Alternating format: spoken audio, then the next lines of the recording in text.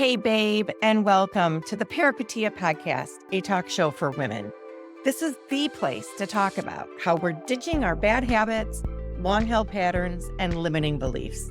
The time is now to stop outsourcing and start insourcing our happiness and bliss.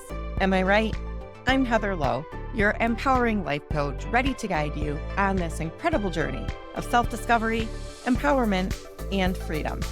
If you're feeling stuck in the cycle and wondering what life could look like if you liberated yourself, well, I've got something just for you. I created a free transformational guide to help you take those first empowering steps towards a healthier and more fulfilling life, the one that you desire. This guide is packed with practical tools, mindset shifts, journal prompts that dig deep, and real-life insights to support you in making changes that truly stick. So, if you're ready to explore what's possible, head over to ditchthedrink.com and grab your free transformational guide today. Again, ditchthedrink.com. Trust me, you don't want to miss it. Now, let's dive into today's episode and get inspired to create the life you deserve, like so many other babes are doing right now. Here we go. Hello, Toni Will. Welcome to the Peripatia Podcast, a talk show for women. I'm so glad you're here. I have really enjoyed connecting with you over the last few years. We've got to see each other in person at Sober in the City events. And I'm so curious about you because I know you're a rare female leader in a male-dominated industry. So I really want to know all about this. Can you share a little bit about your journey? I know it's into men's hockey and kind of what initially drew you to it. Yes. Oh my gosh. Well, nothing drew me to it because I did not seek it out. It came to you. Okay. Keep like in the face, right? And you don't want one of those. I tell you what, one of those flew in my face once. I was like, whoa, that was scary. But yeah, so I'm from Kalamazoo, Michigan. We're both Midwestern girls. And I know, I love that, right? So I'm in Kalamazoo, which is Southwest Michigan, and I'm born and raised here. I started my career actually in banking. I went to Western Michigan University and got my bachelor's degree in business management. And before I graduated, got a full-time job working for a bank here locally. And I loved it. I loved what I did in banking. I was, moving up the ranks and leading teams and teaching and doing all the things that I love in business. And this opportunity came many years later to join the Chamber of Commerce in Kalamazoo because it was completely changing. It's how it operated. It was moving inside our economic development agency. And I was asked if I'd be interested in leading that charge. And I'm a high courage person. So I said, sure, don't know what I'm doing, but why not? Because I love Kalamazoo. And so I did that and I was miserable. I hated the culture. I've talked very openly about that. I loved what I did externally for the Chamber of Commerce. It's amazing to work with small businesses, but I did not like the leadership. And so I left in my mid-30s with a mortgage and 3 kids. And I wanted to do less. I was like, you know what? Maybe I'll start my own business. I always wanted to own my own business. I didn't know in what. And I left. And I started looking for a job. I was just I gave myself a little bit of time. And which let me just preface this. I didn't have a money tree sitting in my yard. So I didn't have like a lot of time to figure this out. And so actually, because I wanted to step back, there was a job inside the Radisson, which is our marquee hotel downtown Kalamazoo. And they were looking, was a store inside it called Sydney. And it was like a high-end fashion boutique. And I only shopped there on sale because that's in my 30s what I could afford, but I loved it. I've always loved fashion. But so long story short, I applied for the job and HR called me and they said, you're overqualified. And I said, I know, that's okay. I don't want to be the face of anything. I want less responsibility. My kids were middle school age, elementary school age. I wanted less. And they said, well, we'll call you back. So several weeks later, they called me back. We got something for you. Okay, what's that? And they said, the Kalamazoo Wings. I said, the hockey team? And they said, yeah. And I said, well, I'd grown up. I'd come to some of the games. And my response was, I don't know shit about hockey. And the HR person laughed. She goes, no, we don't want someone that knows hockey. We want someone that knows how to run a business, that can build a strong culture, and loves Kalamazoo. And I'm like, I guess I am. I mean, yeah, sure. I'm like, okay. I said, well, let me think about it. And then they told me how much the pay was, and I laughed because it's minor league sports, and it was a 35% pay cut. Mm. And I thought, okay, well, I'm a mission over money person. Money's never been a motivator for me. And I thought, why not? Let's give it a try. And I had very low expectations. And here I am a decade later. And it's the best job I never knew I wanted. Wow. Do you know something about hockey now? I'm just curious. I know a lot. And by osmosis, I've also learned a little more about the game of hockey. Oh my God, that's so interesting. So, but banking to start, banking is kind of a male dominated industry as well. So in college, even your classes were finance, which were probably more male students than female students. Did you have brothers? Like, is this something that's comfortable for you? I'm like a girl's girl, you know what I mean? So like, I have always loved everything feminine, everything pink, everything princessy, everything. And then I naturally gravitated towards like social work and helping and healing, like healthcare and teaching and all those things.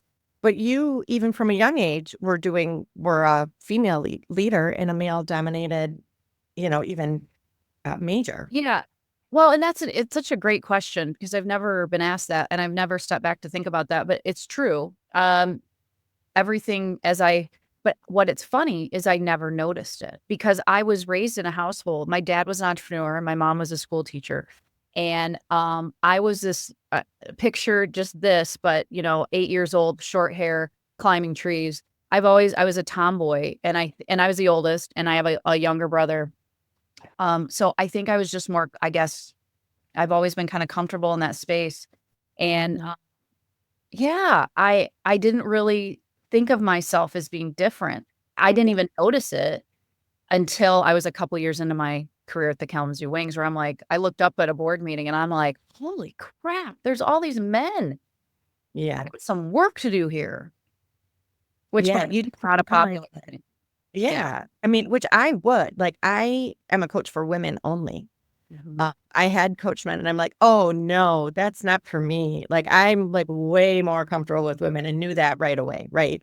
To surround myself with women is comfortable to me, but you were okay being surrounded by men and so much that you didn't really even notice. Like I immediately probably I would have high sensitivity to what was going on around me, but you didn't even notice because and you were climbing trees and cutting your hair short and fitting right in anyways, right? I always liked having short hair. I still do. This is long for me. But it's funny because I didn't notice I was different. And when it really stood out, I was just recently, less than a year ago, on a panel at my alma mater. They had a women's empowerment dinner and they asked me to be a speaker. And I was like, of course. And one of the questions they asked me was, who were your female mentors? And I had nothing because all my mentors were men. And I'm like, wow. And that, I mean, I've already been doing a lot of work to lift women up in sports, but then I just started to broaden it and that's when I decided to launch my podcast, because I was like, I want to lift all women up in wherever they're at. Yeah. And I have men on the podcast too, because my podcast name is Women in ... And the dots are on purpose because it's not just about women in sports. It's women in social work or women in midlife or women. I had one woman that said women in weird. I mean, but men came from women and the word men is in women. And so it's all about inclusivity in the work that I'm trying to do. So yeah, I've just always been comfortable and just to bring a little levity, like very comfortable around men. I've been married to 3 of them. You like the I sure do. See, I only like one. And we've been married 20 some years. I'm always in awe of that because I'm like, Josh is he's lucky number 3. Oh, yeah. 12 times a charm. That's awesome. Well, I love my little Rocky, my dog. He's male. He's the only other male in our house, and he's the other love of my life. So I love this. You are a perfect example of the hero's journey of really like becoming the person that you needed. You didn't even know you needed it, but when I asked a question of who are your female role models, you're like, there aren't any. There were none, and my role models were all men. And so you're like, well, there's a gap. We need to have some female role models, especially for women in sports or women in any male dominant industry or women in anything, anywhere. That's beautiful. You said you were a high courage kind of person. Mm. That means. Yeah, if there's a mountain, they're like, you need to get to the top of that. I'd be like, awesome. I'm going to figure out how to do that. I love a good challenge, and I won't know how to do it. And I'll probably fall down a few times and get right back up. And so I've kind of just, that's how I'm hardwired. It's innate in me. And when I start to look back on the last 46 years and think about 3 different career changes, I ended a couple of marriages that took high courage. And my second marriage was abusive, which I never thought I'd find myself in. It's just, really not being afraid to say I'll figure it out. Mhm. And that's kind of how I just approach things. And what came out of that, I developed, because one day I was asked, well, how'd you turn the hockey team around? I'm like, oh, that's a good question. Because it's called unconscious competence. And I was like, I really want to reflect on this. So I sat down and wrote out 6 things I did. And those became my leadership pillars. And I speak to them quite often now. I actually just did a TED Talk a month ago on it.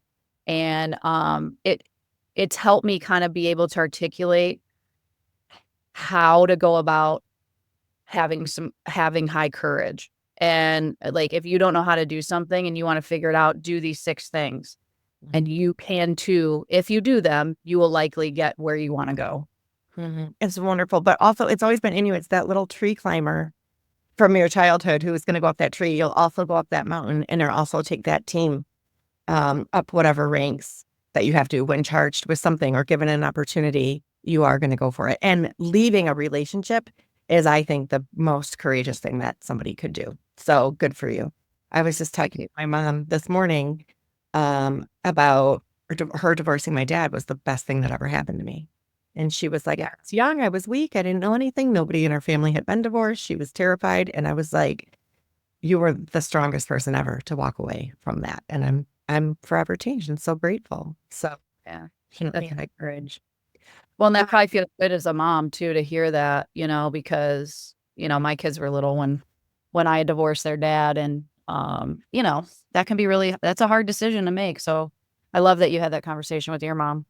Oh, yeah. And with friends, it's not always staying. We often stay for the kids or this or that. It's like, that's not always the best thing. So, but to walk away with that stigma or whatever you think society thinks, or a broken home, or any of those labels that you probably didn't want for you or your kids, I think it takes incredible courage and strength and bravery. So I'm proud of you.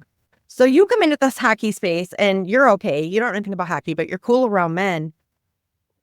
Were they cool around you?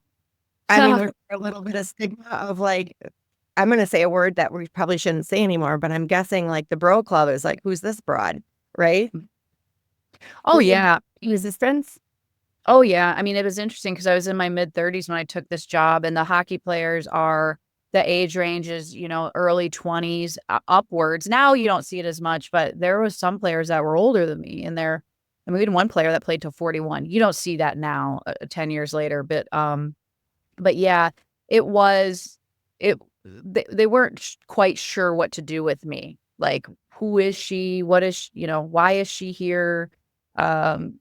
Yes, I've dealt with a lot of micro and macro aggressions over the 10 years, which is why I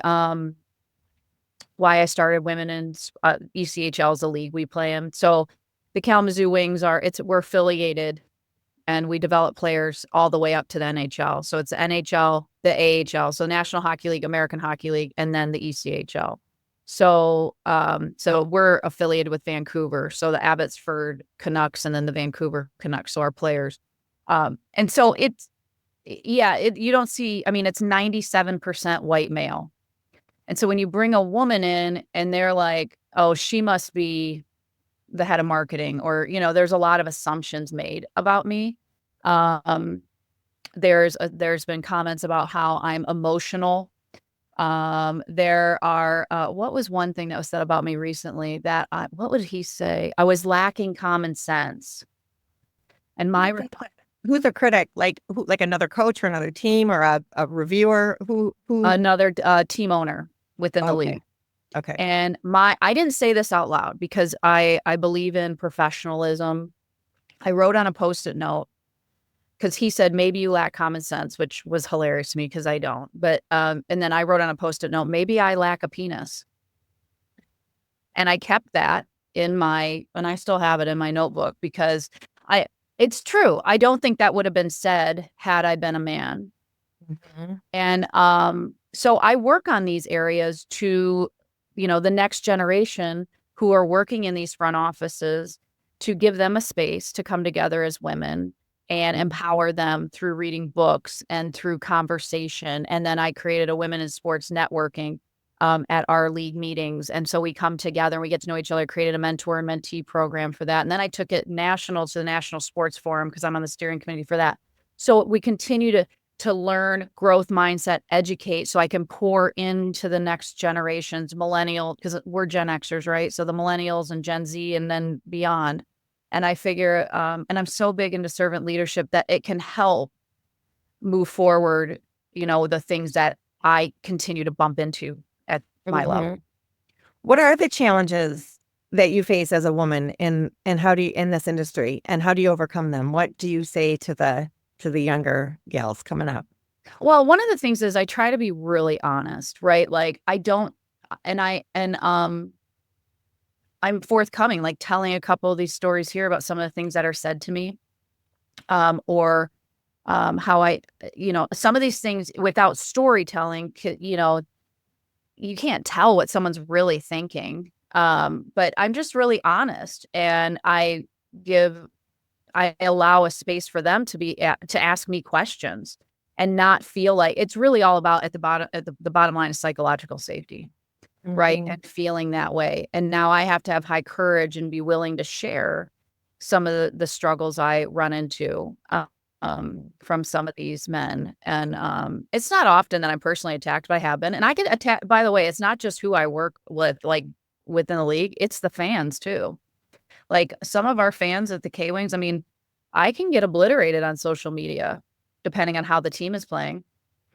So it's interesting from that position too, because my gender has been called into play because of the team's performance, which, by the way, as a GM, I'm not responsible for the on-ice product. I'm responsible for the off-ice product, which means sales, marketing, community relations, public relations, broadcasting, our mascot, all of that. Our head coach, he and I work in tandem. And so he's responsible for the on-ice product. And we make quite the duo because Joel is Black and he's a head coach and I'm a white female GM, very unheard of in hockey. And we're in little Southwest Michigan. So it's really about, all those things and talking about it because there are other women. I'm not the only one in the room per se anymore, but that don't want to touch this with a 10-foot pole. And that's okay. Most of them don't. In my generation, most of them don't in hockey. And they don't have to. I will. And I don't know why. And it's not my business. It's their personal choice. They don't want to advocate for that. And that's okay. But I will. It sounds to me like there's having a confidence within yourself and a tough skin if people are saying stuff about you, to recognize what's personal and what's not. And also to recognize that there's a gender bias here. You don't say that about a male coach or GM, like somebody didn't do well because you have a penis, but because you don't, that can and will be used against you, right? But also educating the women and the younger women coming up, but also educating the men, it sounds like to me, of what's appropriate and what's not, and professionalism amongst colleagues. Can you tell me a little bit about that? Yeah, so it's really so I'm the governor of the team as well. And so what that means is each professional sports league is governed by a board of governors. Instead of like a board of directors, they call us governors. And on that board of governors, there's 29 teams in the ECHL, which is our league. And there's 2 governors per team, one traditional governor like me, and then an alternate governor. I'm the only female governor. And so, but then the other 60, there's alternate governors that are some women now. But then as you funnel up, there's an executive committee, and there's 10 of us on this executive committee. I'm the first woman ever to be on the executive committee for this league that's over 30 years old.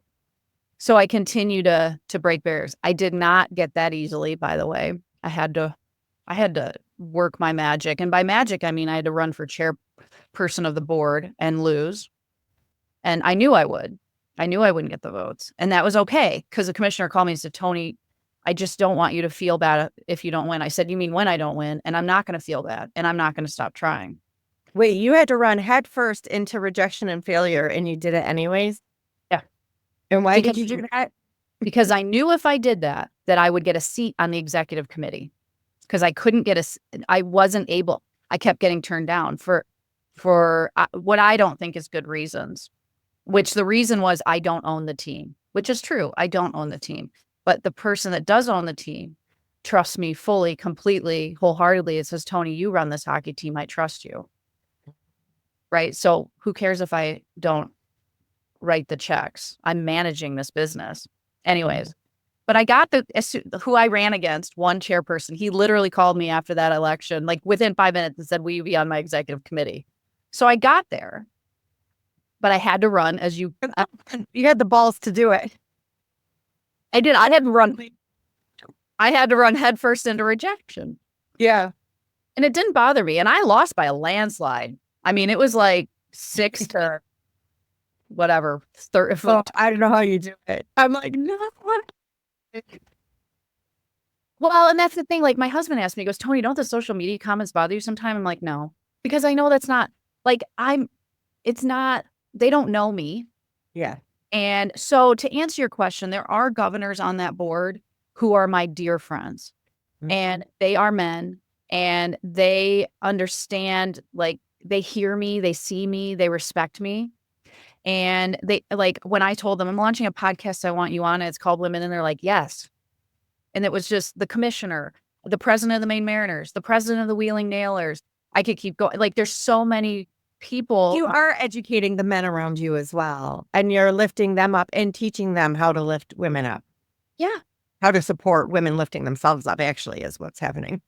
Yeah. And so I realize I'm not going to be the most popular person in the room, and I am totally okay with that. I never have been. I've always been a rebel, and I didn't always feel like that great about it. But when I stopped drinking, that really helped, because I'm like, oh, this is just Toni. Like, and I could come in to my own. Because when I first took this job, I was still drinking. And tell me more about that, because I know the journey to sobriety and the self-discovery and the confidence. I mean, if you can quit drinking, there's nothing in the world you can't do. So your confidence is built. But if you're drinking too much, if you're like me, you're typically waking up hating yourself basically every single day. And if you couple that with mean comments and criticism and critique, and already feeling like you're running into rejection and failure, sometimes by choice, sometimes not, right? That, tell me about how alcohol played a role in all this. Oh, yeah. I mean, so when Toni Party Time was my nickname. That's what my friends gave me. So my relationship with alcohol really, it started really when I got divorced the first time. I was 29. My kids were 4 and 1, and I was in a very traditional Catholic upbringing. My husband at the time, very traditional Catholic upbringing. His brother is a Catholic priest. He married us. He baptized our children. Like, Catholic, Catholic, Catholic, Catholic. You know what Catholics don't do? They don't get divorced, except Rebel Toni. So, we split up, and I felt a tremendous amount of shame and guilt. And I was a social drinker up until that point. I didn't drink in high school, really. I didn't drink in college. I was too busy working. Like, I love goals and achieving them. So I was just doing stuff like, going to set my career and buy a house and start a family and all these things. But when I got divorced, that drinking went from social to coping. And my 30s was then marked by this work hard, play hard mentality. And so my career was on the uprise. I remarried at that point. I was for 11 years, I was in the endurance sports doing as a hobby triathlons and marathons. I did a couple Ironmen, like stuff like that. And so this, like, I've earned it reward And so it kind of Mhm. alternated between daily drinking and binge drinking. And in about my mid-30s, about the time I was moving into pro sports, I was starting to Google, am I an alcoholic? Da, da, da, da. And so I went to AA actually for 15 months in 2016 and 17. And I actually liked it. Like I liked the community part of it. I didn't love the framework, 100-year-old, very male-driven methodology, but I was at that point that there wasn't much out there besides that. Like this new modern methodology was coming of age back then. And Mhm. so after 15 months, my thoughts were AA is a cult, because what I really wanted to do was go back out and drink. So I did for 3 more years. And in October 2020, I was on a girls' trip up North Michigan, and nothing major happened. I just was like sitting around a bonfire drunk, and I'm like, I'm so sick and tired of being sick and tired. Why do I keep doing this? And I put myself on a 30-day Toni timeout is what I called it. I was just going to do it on my own. I didn't want to go back to AA. We're in the beginning of the pandemic, or, early stages of pandemic. And about 2 weeks in, I was miserable. About 2 weeks in, I Googled other methodologies to stop drinking besides AA, and This Naked Mind popped up. So I heard about the book before, but I ordered it, and I ordered the 30-day alcohol experiment too. And I just kept lengthening from there. Like, so I'm like, oh, I'll do 30 days. And then I joined the live alcohol experiment. I lengthened again. And then I did sober cis, and I lengthened again. And then by the end of that year, I was like, I told my husband, I'm like, I'm done. He's like, are you sure? I'm like, I think so. But I'm not going to say forever, because Rebel Toni will say, what do you think you're doing, Toni? Forever? Oh, you want to break that rule. So for me, it's just, I don't drink today. And celebrated 4 years on October 12th. Wow, congratulations. Thank you. Yeah, I was a blackout drinker. I was a bit, wine was my thing. I was, bottles to boxes, because I didn't really want to know how much I was drinking. Very high functioning. I had a lot of shame around it. I never in a million years would I ever think that I would take the thing I was most ashamed of, which was my relationship with alcohol, and turn it into something. Like, I never thought I'd be on a TED Talk stage talking about it. I never thought I'd start a business and help other people and be so open about it, or ever, because I was so ashamed of it. But I Mhm. decided that I had to close loopholes, because I love a good loophole. And the only way for me to close loopholes is to talk about it. Yeah. Wow. I love that. In this way, our stories are so similar and parallel, but it's very interesting to me that it's like you had something to prove after your divorce. Like the divorce brought shame. And so you had something to prove. So you were going to come back. Your comeback was going to be better than your setback. And you were going to come back, like with a vengeance, right? With this redemption. And alcohol fueled some of that. So you thought, or seemingly, your career's on the rise. You're a single mom doing all the things that moms do.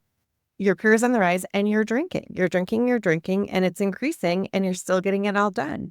Now you're high achieving like you've always been, high functioning, likely over functioning. That's definitely what I was doing. And then over functioning to cover up for the guilt and the shame for all the drinking, right? Pretending everything's okay because I desperately need it to be. I don't dare want anyone to know anything is wrong with me or have to worry about me, or like I've got it. Like, clearly, look at my resume. I've got it. I'm moving up the ladder. Yeah, And you exactly. questioned me. Right. Like, I'm doing very well for myself. Thank you very much. Was definitely what I wanted everyone to see, and you too. Mhm. But it did come. It did come to a stop, and thank God. And now the ability to share that out loud, like your biggest secret, that's huge. That's really huge. Did that change? Is hockey culture or drinking culture? Did that change at work? Were you required? I mean, I was often, it's interesting. I was often the only female in all male dominated sales teams. Yeah. And so I do sort of get that. And I was part of the boys club with my drinking, and also getting access to decision makers at a networking event or in a bar that I might not have in the office. And I was getting attention, to do a sales or close a sale that maybe wouldn't have happened if I wasn't drinking it. I mean, drinking kind of felt like part of my job. Was it like that for you? 100%. And that was Mm, one of my beliefs too, was, okay, I'm going to belly up to the bar with the boys, and I can run with the boys, and that I'm going to get places faster, and whatever the place was. It doesn't even, right. I'm using air quotes, because where are these places that I believed in my head, but I'm going to get there faster by hanging out at the bar and drinking and, you know, Yeah. like living outside of my core values. Totally. But I'm like, I was never comfortable with men. So I just drank probably also to tolerate that and to numb down, to ignore myself saying, you don't want to be in this situation. To say, oh, don't listen to yourself, pour alcohol on it, put yourself in that situation, close that deal, you know? Yeah. So, or that's what you've got to do or whatever. Get your Yeah. indicators up.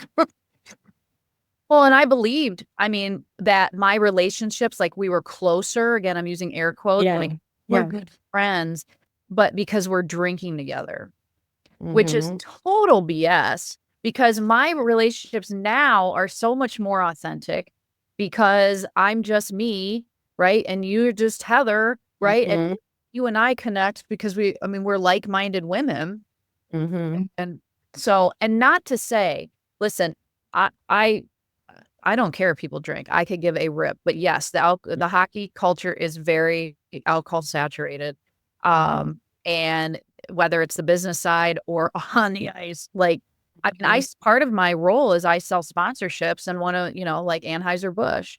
But I'm a woman now at the table that says, hey, I'm a non-drinker. I'd like to see Bud Zero here too. When I talk to Anheuser-Busch, they're like, yeah, we see that segment growing. And then it opens up a whole conversation in that space. So, yeah, it's very alcohol saturated. But it doesn't trigger me. Yeah. Well, you advocate for women and you also advocate then for alcohol-free options and a more alcohol-free friendly environment, even in what typically is known as a big beer culture. I'm mad. Oh, I mean, I only been to one Blackhawks game here in Chicago, but I was at the Blackhawks game and it was fabulous. I took my daughter and I know. Yes. Definitely. It's really cool. And, you bring up another great point. And I talk about this is like, not only am I a minority by being a woman in this industry, but then you add that I'm an alcohol-free woman in this industry. So like I'm a double minority on my day job. But then when you swing over to this alcohol-free world that you and I live in, it's very female dominated. Yeah.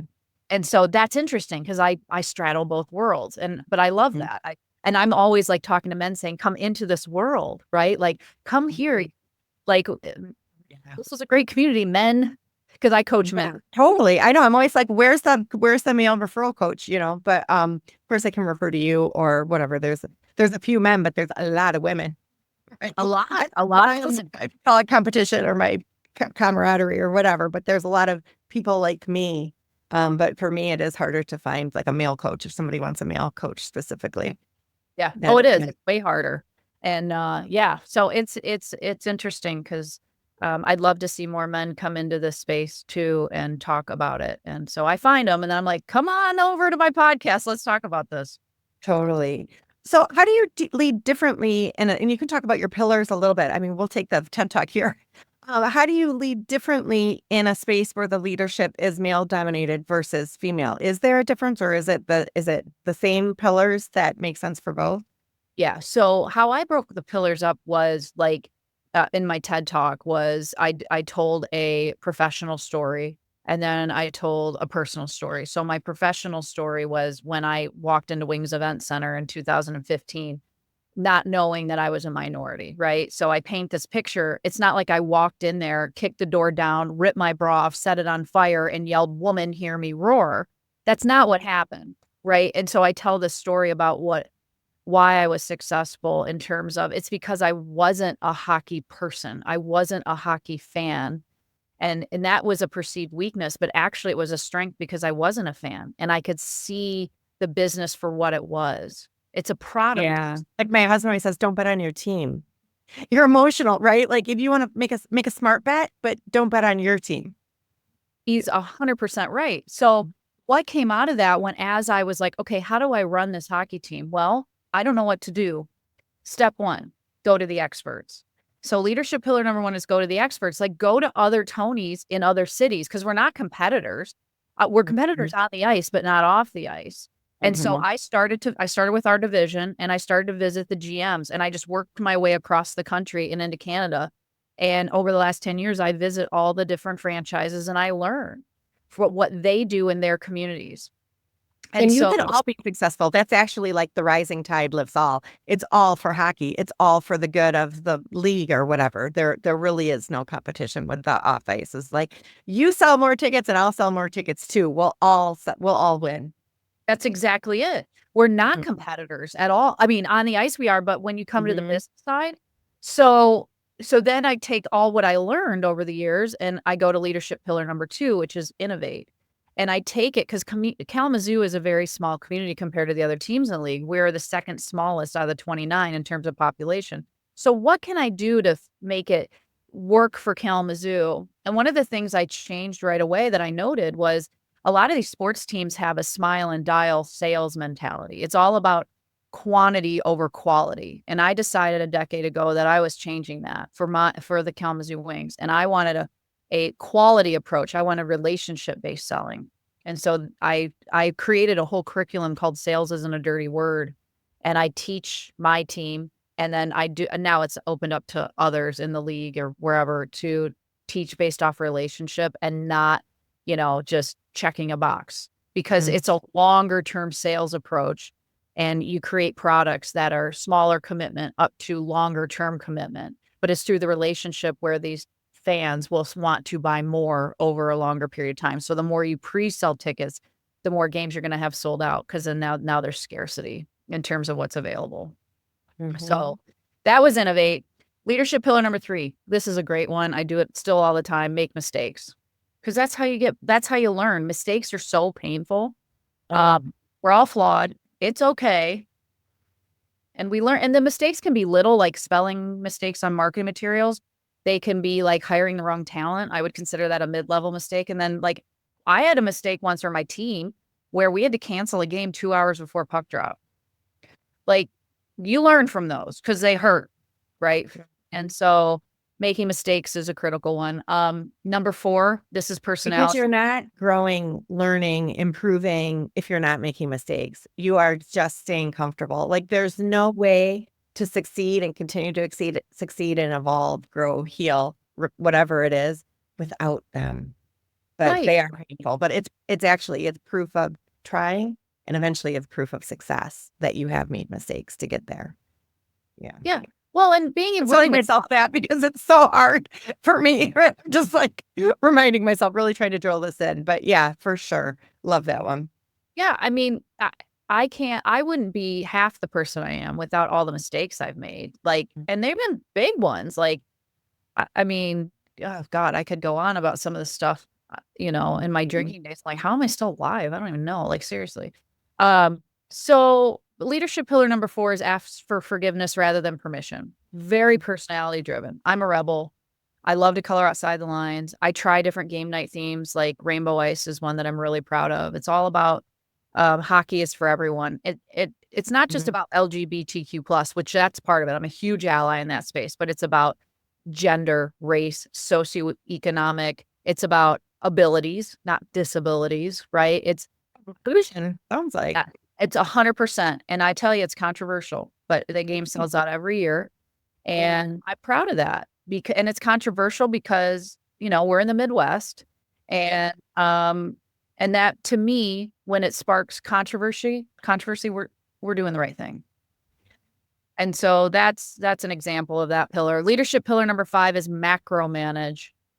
So this is like how I build my culture of my team. And by that, I mean, nobody likes to be micromanaged. Nobody likes to be told what to do and control everything. And so the 3 most powerful words I say to my staff on nearly a daily basis is I trust you. And I do.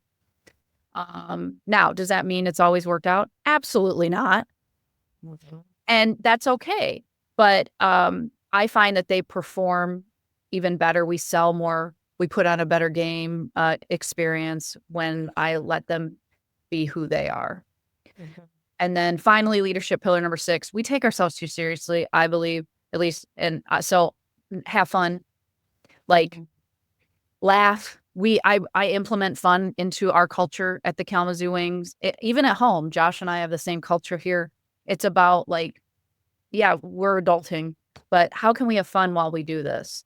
And so it's like in my business plans, we do field trips together. We go visit other teams. We travel together. We learn. We grow. I do birthday get-togethers for them. We call them guilty pleasures. And we have fun food and camaraderie, and so we have a lot of fun. Mhm. It makes a I love difference. that. My staff Oh, turnover yeah. very very low. Mm. Well, that's a huge outcome. And with sobriety, I always say, like, I wouldn't sustain sobriety if I wasn't having any fun. Fun is a total top value of mine too. I'm like, we better be laughing, we better be having a good time, or I'm not doing it. So early sobriety, not that much fun, but eventually, like, I'm having the time of my life. And if it wasn't, trust, I'd go back to drinking. But I can't find a reason to go back, right? Like, sobriety has given me everything that I could want of a fun an adventurous life. But on a team, having that fun, having that connection, enjoying yourself. We are here. I mean, of course, there's goals to achieve, but we're also here to enjoy ourselves. So I love that. 100%. And do you think what advice would you give to women who want to break into a male dominated industry? I would say this, like, if you're looking to break into the male-dominated industry, maybe not look at it that way. Look into what you're interested in. I always start with interest because what you're kind of interested in can bloom into a passion, Mm. right? Because I would have never thought in a million years of walking into a hockey arena and doing that. But was I interested in a business that was locally owned in a community that I loved? Yeah, I was interested. Was I passionate about it? No. So what I was passionate about was Kalamazoo. So it's like, okay, and paying my bills, I was passionate about that. So it's like, Keeping the heat on. yeah, keeping the heat on. Well, Michigan winners.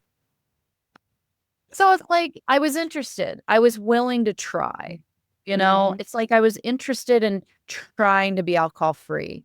Was I sold on it yet? Was I passionate about it? No. Neither one of those I was.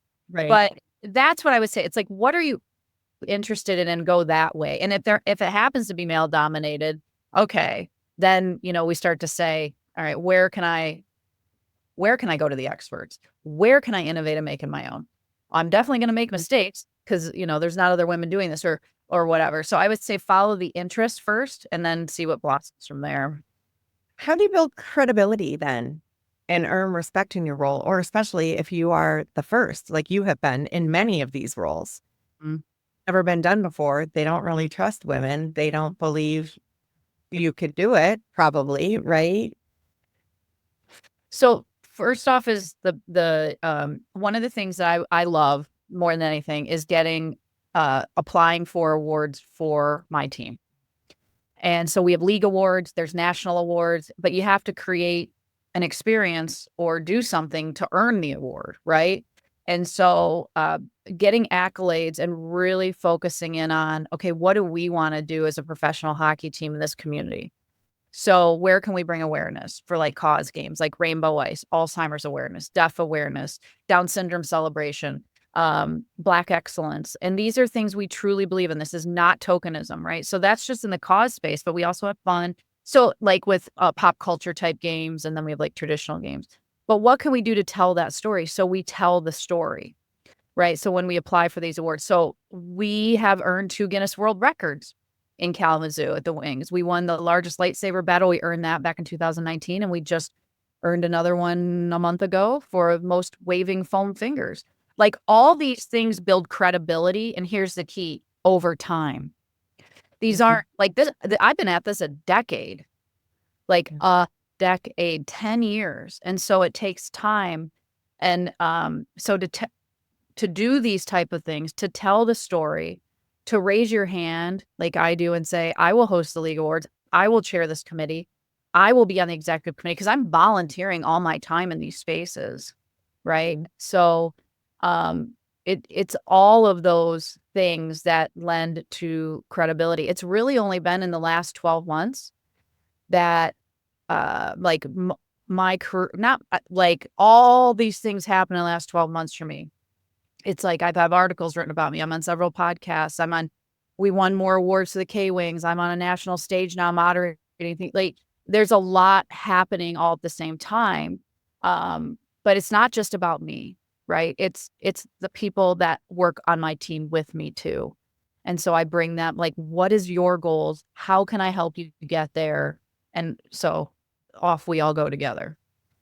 Yeah. It's like all that work under the iceberg being done consistently over time is starting to show now. You're getting the awards and the accolades and but the work, you've been doing the work.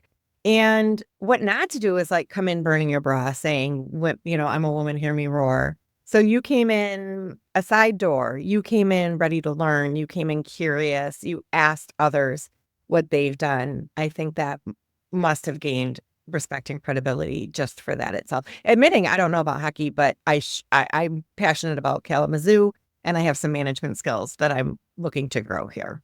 Yeah. Yeah. I know how to run a business. I don't know what I'm doing. And I think that, it's interesting you bring that up too, because I have one of my good friends and she's a coworker too. And she's like, Toni, one of the things I love about you is you're just not afraid to say you don't know. And I'm like, yeah, I don't know. I don't know how to do some of these things, but I'll figure it out. Right. Like I'm willing to figure something out. And some people are afraid to say they don't know. So that would be a piece of advice. If you don't know, that's okay. Because what that shows is how far you can come once you do figure it out. Yeah, I love that. The honesty. I mean, that's a reoccurring theme you've said throughout this conversation is that you're willing to be honest. And it takes high courage to do just that.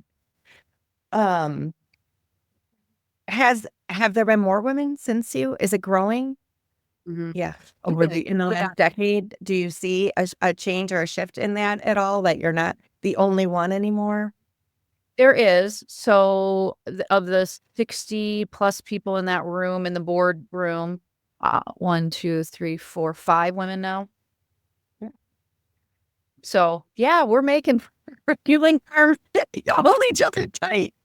What initiatives or changes would you like to see in it, like hockey specifically, to make it more accessible to women? So anytime I ask for more women driven initiatives, they're like, as long as you are willing to run it, Toni, go for it. And I'm willing to run it.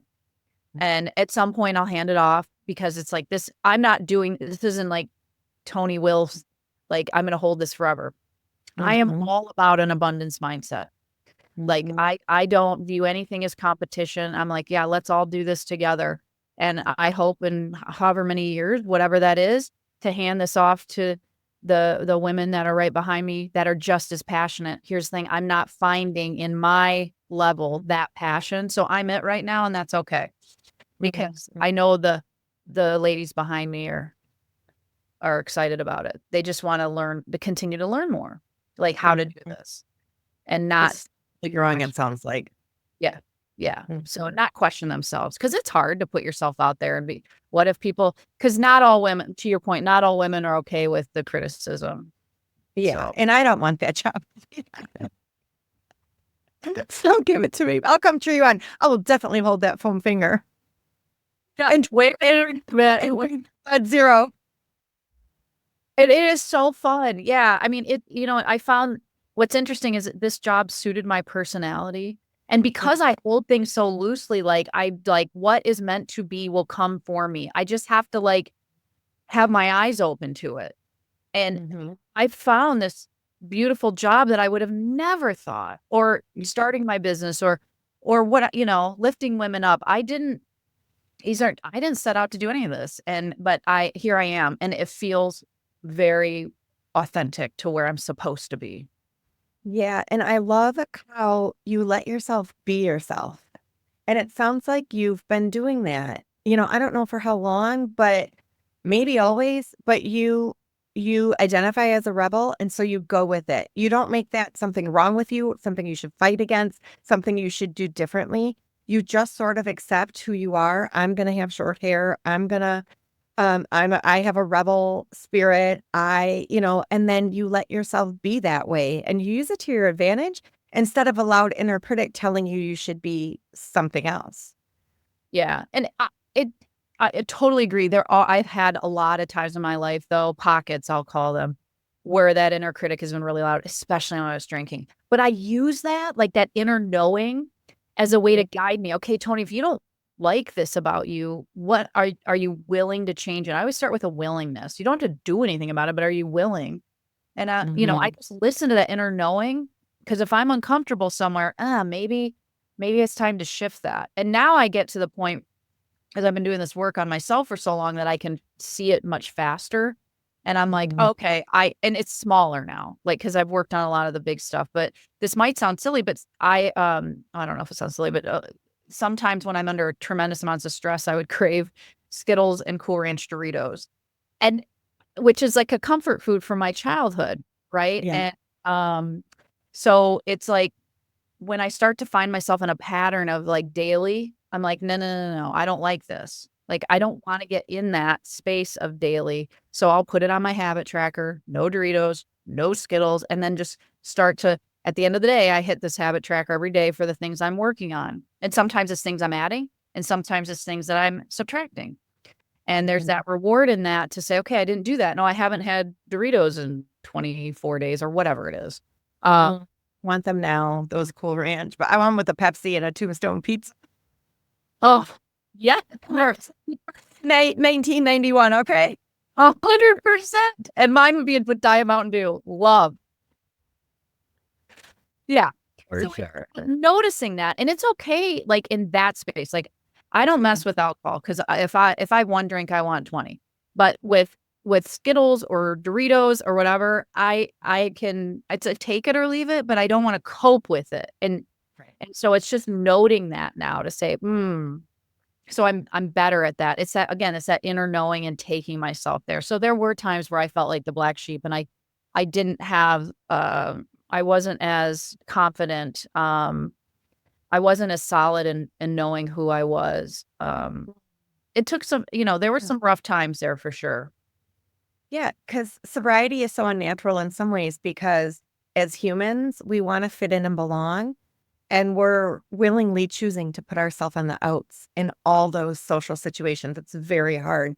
And black sheep, yeah, it feels like most people don't want to be the black sheep. Like, you didn't really ask for that or call that to yourself, even with the LGBTQ community, like, nobody's asking to be the odd man out. That typically feels bad because it's just natural to stay with the herd for our protection and want to belong to that group. And you've set yourself outside it and you recognize you've been outside it in a lot of ways, but you're letting yourself be there solid. And that confidence has grown over time. And definitely with ditching the drink, I would say. Oh, 100%. Like, the alcohol was the last thing, and I say this, and it sounds like a gross simplification, but by removing this one thing from my life, it opened up a whole world of possibilities, which sounds amazingly cliche. And it was hard to remove this one thing. I don't like, and I loved what you said earlier about being alcohol free at first, or sober, whatever the language people use. It isn't fun. It isn't sexy. It's hard, but it does get so much better. And It's sexy. It just doesn't it start is out fun. that way. Yeah. Wild horses couldn't drag me back to Tony Party. I got out of that part of my life what I was supposed to. Mm-hmm. Yeah, that makes sense. I love it. So, what's the best piece of advice you've ever received, and how has that shaped your leadership style? Oh, what a great question. What piece of advice? So, this always kind of stuck with me. Like, my dad has been a big mentor of mine. He's 81 years old, and he and you know this, but I talk about it a little bit publicly. Not that I'm ashamed of it. It's just my mom's going through it right now, but she has late stage Alzheimer's, and we just moved her into a memory care facility last week.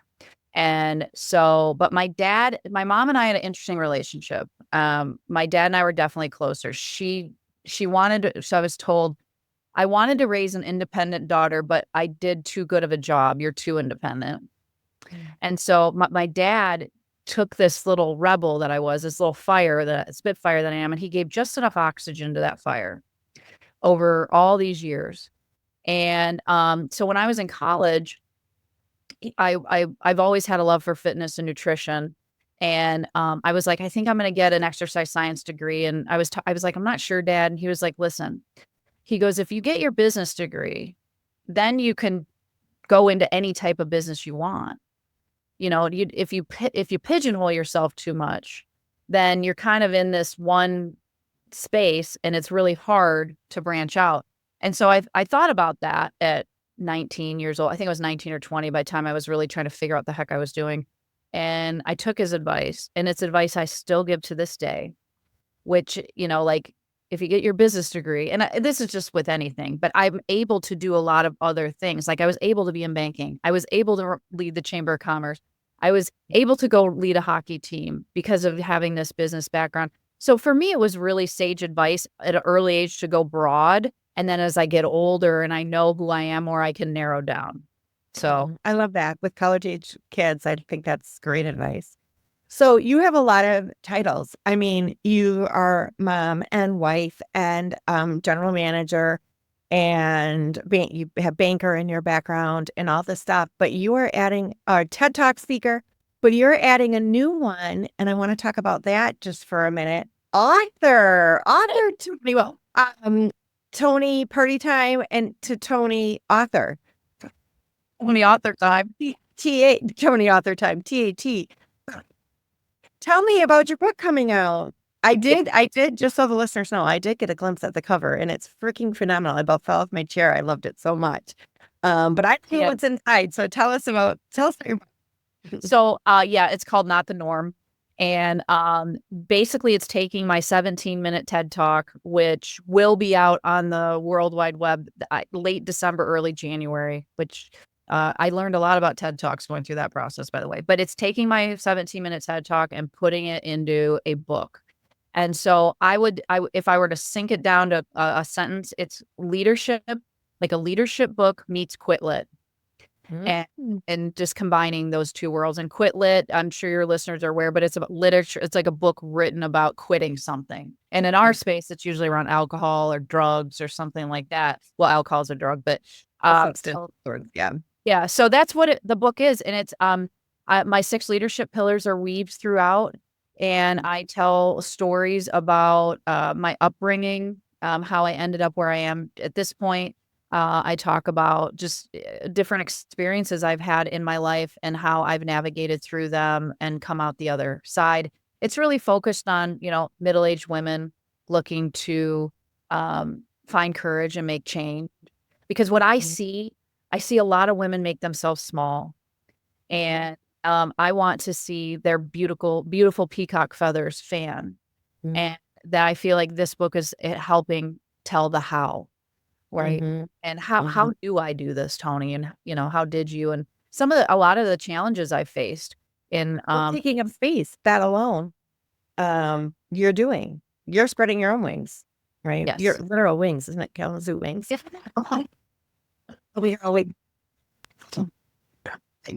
Let's hope the producer doesn't cut that out. That was my best line. Yeah. So the book will be released in November of 25. So it'll be out a year from now, and I'm really excited about it. I've always wanted to write a book, and I'm excited to add author to my list of accomplishments. And more than anything, it's about helping other people. I'm not looking. Listen, if I was looking to get rich off any of this stuff, I wouldn't be working 2 careers. It's because I love it. Yeah. Yeah. I mean, that's what you said, mission over money. And being an author, I think everybody that writes knows how challenging it is to write.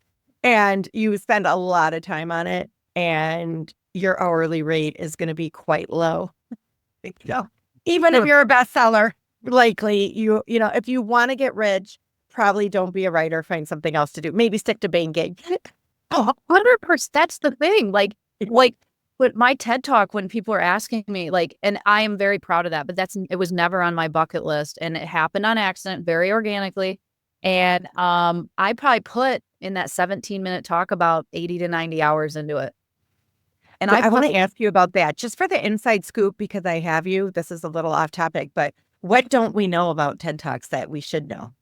Okay, so here's some fun little facts. Number 1, they will always be in small theaters, and they're all over, in case people don't know this, they're all over different communities. So if you're ever interested in thinking, I might want to do a TED Talk, look up your community because they don't host them every year. And like Kalamazoo, the last one they had was in 2018. So they're in little communities, but they will only have them in small theaters. They're only allowed to sell 100 tickets per TED Talk. They can drop that red circle carpet down anywhere in a little theater near you. Yes. Okay. Yeah. Yes. And then there are like, so that was kind of an eye opener because I'm like, Yeah. oh, that's interesting because they could The really, world stage or whatever you thought it was. Yeah. and it's operated through nonprofits. Like it's franchise, but it's nonprofit. So it's not about getting rich, and it's really about the stories, like one idea in the stories. So and here's another thing that when you give your talk, it is recorded, and then it goes through the process of being approved to be put on the TED platform. You could give a TED talk, and it might not get approved. And you can spend 90 hours on those 17 minutes and never see it live. Yep. Okay. Yeah, and there's a little fear. Like I have this fear. And so I won't know until, but and then I'm like, okay, how would I reframe that? Because I got an amazing experience from that. And it really stretched me as a speaker because it's not like I'm a professional speaker. I'm just not afraid to talk in front of people. Right. And you gave a TED talk, whether that gets published or not. You literally gave a TED talk. So done and done. Yeah, done and done. So, but it would still sting. Yeah. Of course. I mean, there would be a lot of Colorado Doritos after that. Let's be a lot of Colorado Doritos and a couple bags of Skittles for a couple weeks. Well, and the mindset stuff is at least really important. They asked me to close, and I was like, "Is it because my last name is Will at the end of the alphabet?" And they were like, "No, it's because they felt like I was the strongest speaker, with a powerful message." And so I didn't go on till 11:15 that night, and that was a whole different. So like I took my watch off. I didn't know what time it was. And it was like a whole day. It's 9 p.m. Don't they know some Girl, me too. Yeah. Yeah. Like what? And I'm like, I really tried to get out of that closer spot. And everyone's like, that's so awesome. And that you're closing. And I'm like, but from what I remember, it was phenomenal because it is kind of an out of body experience. So, but they give you have a coach, you have help with writing the script, you have dress rehearsals. I mean, it's a full production. Awesome. Thanks for giving us that inside scoop. So how can our listeners connect with you and support your work, Toni?